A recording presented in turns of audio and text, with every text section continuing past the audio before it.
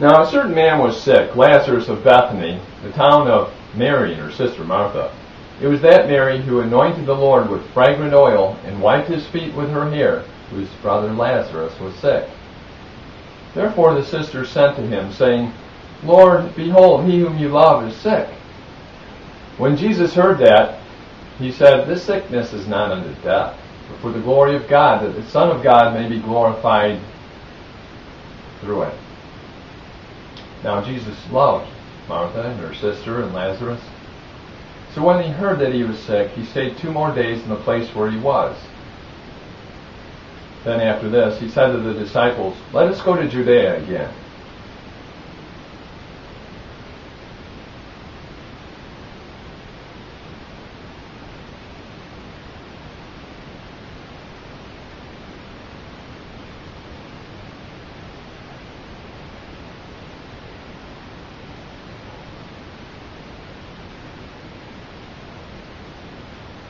The disciples said to him,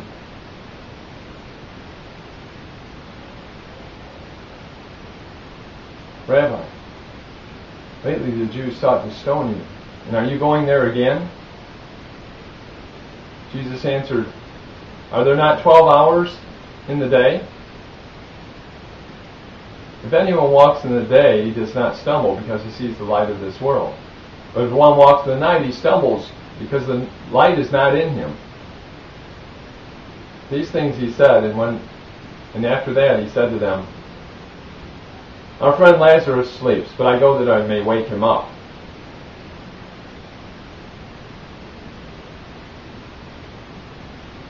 Then his disciples said, Lord, if he sleeps, he will get well. However, Jesus spoke of his death, for they thought that he was speaking about taking rest and sleep. Then Jesus said to them plainly, Lazarus is dead, and I am glad for your sakes that I was not there, that you may believe. Nevertheless, let us go to him. Then Thomas, who is called the twin, said to his fellow disciples,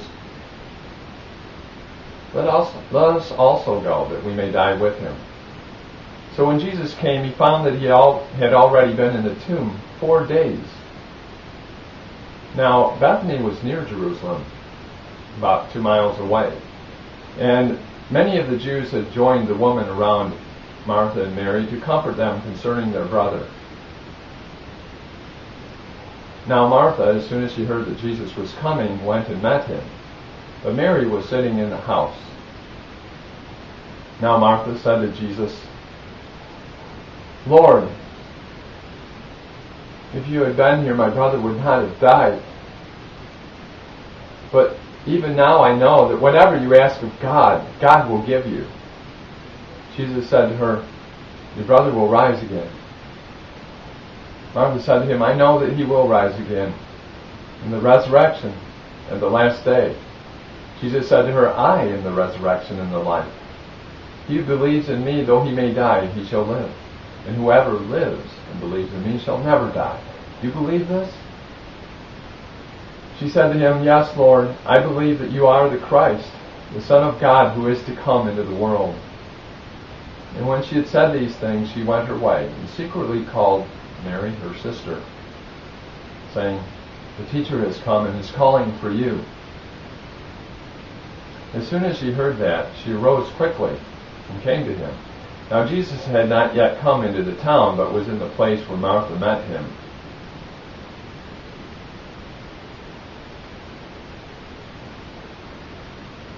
Then the Jews who were with her in the house and comforting her, when they saw that Mary rose up quickly and went out, followed her, saying, She is going to the tomb to weep there.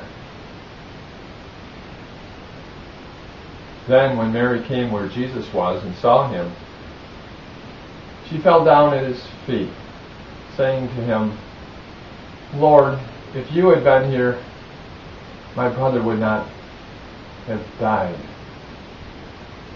Therefore, when Jesus saw her weeping, and the Jews who came with her weeping, he groaned in the spirit and was troubled. And he said, Where have you laid him? They said to him, Lord, come and see. Jesus wept. Then the Jews said, "See how he loved him." And some of them said, "Could not this man who opened the eyes of the blind also have kept this man from dying?" Then Jesus, again groaning in himself, came to the tomb. It was a cave, and a stone lay against it. Jesus said, "Take away the stone." Martha, the sister of him who was dead, said to him, "Lord, by this time there is a stench, for he has been dead 4 days." Jesus said to her, "Did I not say to you that if you would believe you would see the glory of God?" Then they took away the stone from the place where the dead man was lying. And Jesus lifted up his eyes and said, "Father, I thank you that you have heard me, and I know that you always hear me. But because of the people who are standing by, I said this, that they may believe that you sent me."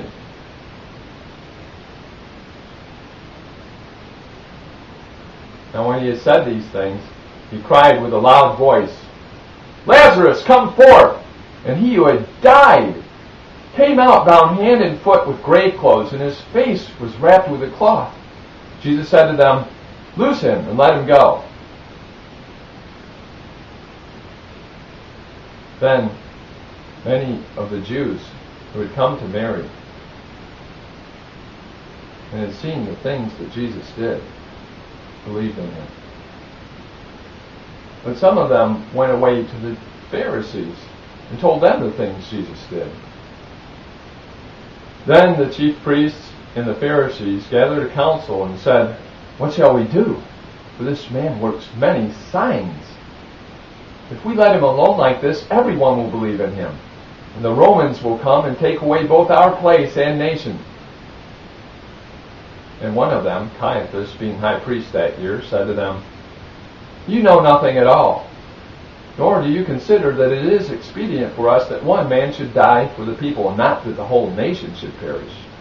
Now this he did not say on his own authority, but being high priest that year, he prophesied that Jesus would die for the nation, not for that nation only, but also that he would gather together in one the children of God who were scattered abroad. Then from that day on, they plotted to put him to death. Therefore Jesus no longer walked openly among the Jews, but went from there into the country near the wilderness to a city called Ephraim, and there remained with his disciples. And the Passover of the Jews was near, and many went from the country up to Jerusalem before the Passover to purify themselves. Then they sought Jesus and spoke among themselves as they stood in the temple, "What do you think, that he will not come to the feast?" Now both the chief priests and the Pharisees had given a command that if anyone knew where he was, he should report it, that they might seize him.